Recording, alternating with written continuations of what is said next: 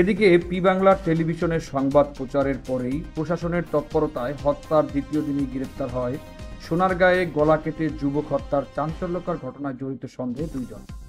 বিস্তারিত ভিপি পারভেজ, সোনারগাঁ প্রতিনিধি।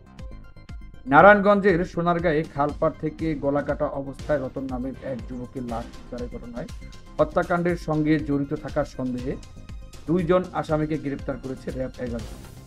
মঙ্গলবার রাতে রূপগঞ্জ উপজেলার দিঘি বারাবো এলাকা থেকে দুইজন আসামিকে গ্রেপ্তার করা হয়।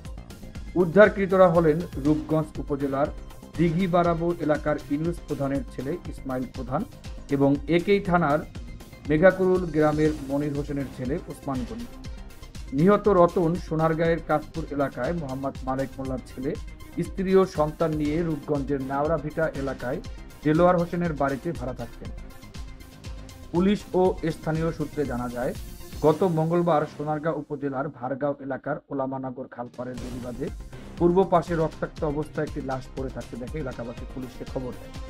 পরে সোনারগাঁ থানা পুলিশ ঘটনাস্থলে পৌঁছালে গলাকেটে মরদেহটি উদ্ধার করে সোনারগাঁ জেনারেল হাসপাতালে মর্গে পাঠায়।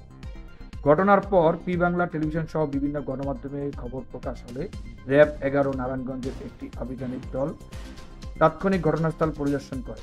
নৃশংস এই হত্যাকাণ্ডের রহস্য উদ্ঘাটনে র্যাব ছায়া তদন্ত শুরু করে এবং গোয়েন্দা নজরদারিত্বের মাধ্যমে জড়িতদের শনাক্ত করে গ্রেপ্তার করে।